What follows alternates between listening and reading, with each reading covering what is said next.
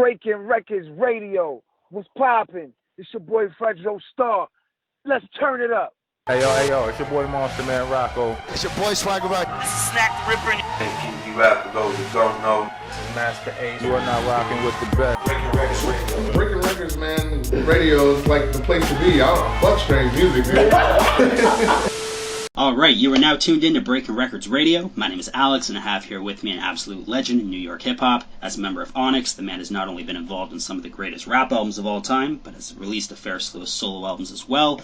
Most recently, a follow-up to his solo debut with Firestar 2. Please welcome to the show, FREDRO STARR. What's good, my man? What's up? What's poppin', Canada? What's poppin' the world? You heard? Show star in the building, chilling, man. What's poppin' with you? Oh, man, I'm doing good myself. I said it at the beginning of the call, but I can't thank you enough for taking the time out to speak to me here today. I appreciate it, and I'm looking forward to this conversation. Yeah, definitely, man. Let's make it happen. So I wanted to start with some history before getting into the new material, which I definitely want to get into as well. Now, before Sticky Fingaz ended up joining the group Onyx, of course, Onyx consisted of yourself, Suave, and Big DS. And I've always been curious about this kind of early era of Onyx, but can you kind of detail how the crew originally ended up coming together in the late 80s?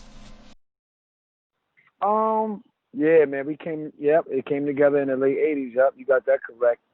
It probably was about 87, 88, around that time. The group name was formed. You know what I mean? It was just me, Big DS, Sun C. We was just playing around, man. We was just young kids, looking at De La Soul, looking at Tribe Called Quest, and looking at, Run DMC, PMD, all these dudes, LL, Slick Rick, Big Daddy Kane, Special Ed, all these dudes was making hip hop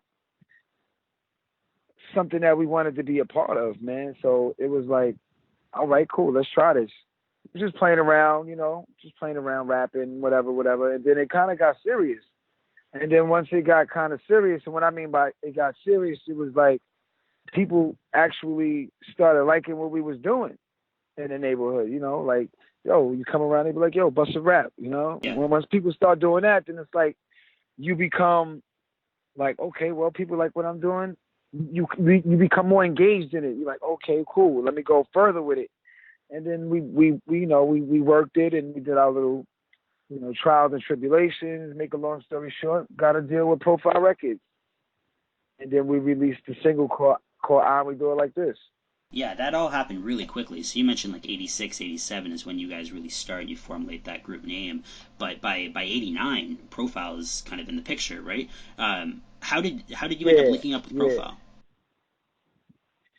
Oh, man, my manager, Jeff Harris, man, back in the days, I had a manager called Jeff Harris, named Jeff Harris, and my boy B Wiz, he did the beat.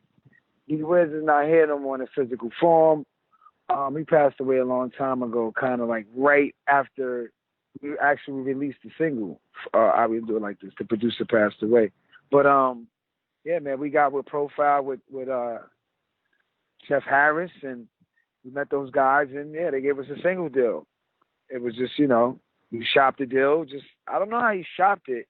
I don't know how do you shop a deal back then? I think he just, like, went up there and sat in the office and waited for the guys to come out. Fair you know enough, what I mean? Yeah. So super DIY. So at that period of time, I guess there's a couple things to note, but one of the things I've always been interested in is that, like I said, that early era. Did you guys actually record much in terms of demo material at that period of time? Can we possibly ever see that material surface? Oh yeah, we had shit, man. We was going to the studio every day, man. We had a lot of material. We was just always recording. Have you talked to people like, always. say, Bob at Chopped Herring or anything in order to re-release some of that material as of now? Like the old demo stuff? No, you know what? I don't even know what some of that stuff is because, like I said, man, the producer, he passed away. So a lot of the demos we were doing with D-Wiz, that's I don't even know where some of that stuff is, man. We was doing stuff like Shake the Floor, Searching for the Equinox. You know, those are the joints that we was rocking with, man. You know what I'm saying? And I don't know where those records are. Gotcha. You know what I'm saying? It's like, damn, I haven't heard those records in over 30 years. Like, you know, so, but, and then after we, you know, did our thing with B-Wiz, when we met Jam Master Jay, it was time to, you know, put together another set of demos. You know what I'm saying? Because Jam Master Jay, you know, he was looking for a hip hop group. So when we was putting those demos together, we was working with a producer named Fat Steve. His name was Fat Steve because he was fat. You know what I'm saying? And fair enough. So like that's where like songs like Stick and Move, the original version of Stick and Move, and stuff like Back the Fuck Up wasn't made yet, but we did a demo called Move Back. Wow. You know what I'm saying? At Steve's house. So it started from Move Back. It was like that was, you know, and I will say, I think Big DS made Move Back. And then once we got with, you know, more deeper into recording the demos, it became Back the Fuck Up. You know what I'm saying? But that was always, Move Back was always, I guess, how we was feeling. You know what I'm saying? That question. Yeah, the original track here, "Move Back," was that in a similar kind of tone and vibe and say lyrics as well as what we ended up hearing on "Back the Fuck Up," or was it just was it a completely new song? No, it was a whole different demo. It was just kind of like a gateway, I guess. Gotcha.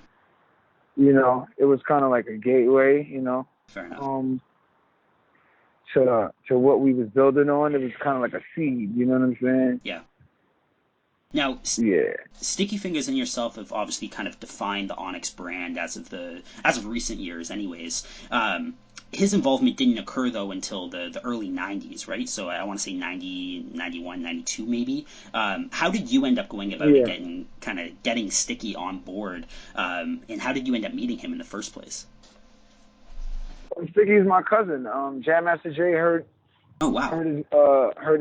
He heard a verse on one of the Onyx demos. He was like a featured artist, like on the Onyx demos. Gotcha. He was the voice besides me, Big DS, and Suave that was on those demos. And when Jam Master Jay heard his voice, he was like, "Who's that kid? He needs to be in the group." And then, you know, that's how he kind of like got in the group. And yeah. You know, he was rapping. He was a little younger than us. You know, he was rapping and doing his thing, just the solo thing.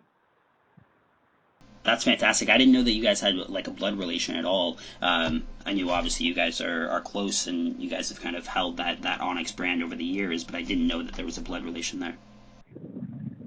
Yeah, cousins. Yeah, definitely. Gotcha. I want to fast forward a bit and talk about some of the current material that you're working on. And one of the kind of many kind of new developments over the last, say, 5 or maybe a little bit longer than that years, though, has been 100 Mad. Now, I've heard a bit less about that collective as of late, but can you explain the current situation about 100 Mad and what's happening with it as of now? Because I first started hearing about it, I want to say maybe 2014 or so. Yeah. We're coming out with a 100 Mad album at the end of the year. A real crazy album, man. You know, everybody's working, everybody's doing their own thing. It's just a collective of real hip hop MCs that you know, share the same principle, just real hip hop. You know what I'm saying? So 100 Mad there's so many people that shouting 100 Mad. I don't even know who 100 Mad is. It's over 100 people, I'll tell you that much. Yeah, 100 Mad is just you could be down with 100 Mad. 100 Mad is anybody that represents hip hop, man. You know what I'm saying? That's just the umbrella. But at the end of the day, it's just for real hip-hop, man. You know what I'm saying? So how do you go about crafting an album with such a large collective, and how do you get to like choose who is going to end up being on it? You know, we just find the right talent. You know what I'm saying? We just organically we meet these people. You know what I'm saying? Organically we meet the talent, and we just have an agreement, and we just get down to business. You know what I'm saying? Straight up. Gotcha. At the tail end of last year, Onyx ended up putting out a new collaborative project with Snowgoons. Obviously, a frequent collaborator at this point. I interviewed Snowgoons back in 2014, and it was shortly after you guys ended up putting up that Wake the Fuck Up album with them. And I loved that project then, and I love the new shit that you've been dropping with Snowgoons as well. I'm curious, how has this album, Snowmads, been different from working with Snowgoons in the past? Has it been different? It wasn't. No, nothing's been different. We have the same formula working with Snowgoons. They're in Europe. We in America. They send the tracks. We body them shits. And fucking DJ League who does the mixes, and you know what I'm saying? It's just, we have a great formula. They know how we want the records mixed. Everything is always straight, business-wise. They know how to promote. We know how to do what we do.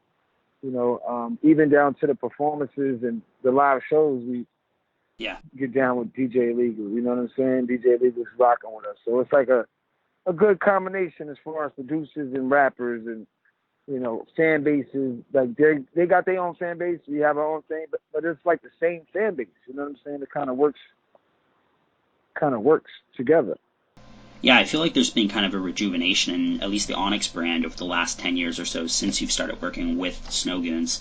How did you end up actually going and like reaching out and kind of knowing who the Snowgoons were? Because as you said, they're from Germany. They're kind of a foreign production duo, and they've put in a lot of work over the last little while, but you guys were fairly early on as collaborators there, and the sound fits so well, but again, I don't know, later they ended up doing an album with MOP and stuff as well, so it kind of makes sense going back and doing these albums with legends, but you guys were pretty early on in that boat. Yeah, they did the record with MOP before us, before they did the Onyx record. That's kind of like I kind of heard them. I heard their beats with that, but I met them live at the show, so I kind of, you know what I'm saying, knew who they were when I met them at the show. Gotcha. I imagine you plan on continuing to release new shit through Snowgoons as well. And again, I think that production kind of palette fits beautifully with the Onyx sound. Have you considered getting Snowgoons to put out like a solo FREDRO STARR album in a similar way to how you ended up doing that album with Audible Doctor back in maybe 2012, 2013? That was a great album, the album with Audible Doctor. I love that, like one producer, one MC kind of thing. Yeah, that was a classic. That was in my bag. You know, I think that album, and you know, that was a definite classic. Like out of myself, I was like saying like, yo, that shit is crazy. You know what I'm saying? So have you ever debated about working with Snowgoons, say, on like a solo FREDRO STARR album though? Nah, I never thought about doing a FREDRO STARR solo with Snowgoons. I just think Snowgoons just fits Onyx so well that the next solo joint I do, if I ever do another album solo, I'm gonna produce it. Gotcha. I'm gonna do the beats. I'm gonna get back into the producing side of shit. You know what I mean? On that note, what are you currently working on right now? Right now, we just put out the Rappers and Ballers EP. It just dropped this week. I have a podcast dropping real soon too, called Rappers and Ballers. The first episode is with BSF. That's Black Soprano Family. You know, that's Benny the Butcher's label. Yeah, of course. His artist. Yeah, so we got them on the first episode, and my co-host Johnny Vogel, he's a rapper, so he's like, you know what, let's do an EP to support the podcast and just the brand, you know what I mean? Because we're gonna be doing merch, podcasts. Hopefully, this will, you know, go to big and better things, and we can do like a television show with it. So you know, we're just building this Rappers and Ballers brand, and that's what we're doing right now. You know, that's what's popping. And I just dropped a few joints EP about a month ago. You know, I've been working, man. It's just like, you know, the podcast thing's really gotta hustle, interesting, man. You know what I'm saying? Yeah, the podcast is dope. We talk about sports and shit like that. Gotcha. So it's not just hip hop focused. It's going to be basically whatever suits your fancy, any given week. Nah, man. It's about hip hop. You know, sports. We always talk about sports. That's why it's called Rappers and Ballers. Fair enough. But we cater to the sports that cater to the hip hop culture, which is basketball, football, boxing. That's it. All the other sports is not hip hop. Fair enough. You know, hockey is not hip hop. Baseball is not hip hop. Tennis is not hip hop. What else? Maybe Bowling? chess. The fuck. Chess. Maybe chess has some kind of draw there. Yeah. So this is what we did. MMA is not hip hop either. Yeah, I would agree. I think MMA is more rock and roll, you know, Trump supporters. I don't know. But anyway, yeah, man, Rappers and Ballers podcast is coming out. So everybody tune into that. That's beautiful. Are you looking at getting guests every week? I know you mentioned the Black Soprano family as the first. Yeah, we got. Yeah, it's a guest mode. It's a guest type of a show. Gotcha. We always have guests. We got Peter Guns on the episode, which was hilarious. Actually, we doing my man Still from Juice, Jermaine Hopkins. We're gonna do his episode tomorrow. I mean, we just like to have interesting guests and, you know, find their views of sports and what they like and what teams they like and just everyday shit. You know what I mean? Is this a weekly show? We're gonna drop it once a month. We're gonna drop 12 episodes the first year, and then it's gonna turn to a weekly show.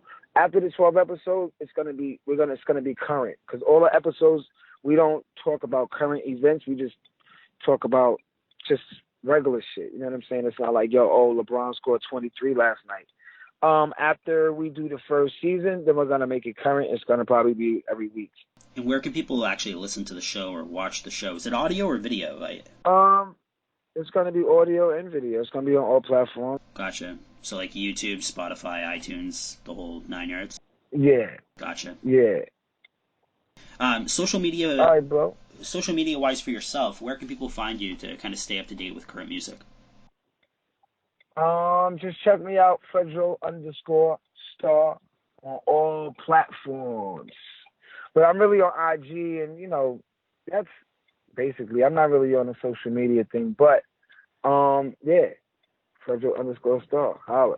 Perfect. Again, man, I can't thank you enough for taking the time to speak to me here today. I appreciate it. Yeah, go on. And if people want to buy merch, Onyx hoodies and shit like that, go to onyxhq.com. Onyxhq for headquarters.com. You know what I mean? Get all the merch, tour dates. What you gotta do. Holla. All right. Again, I'd love to have you back on in the future at some point whenever you do have new material kind of coming out. I'd love to be able to talk to you again. All right, bro. All right. Peace. Thank you. Peace.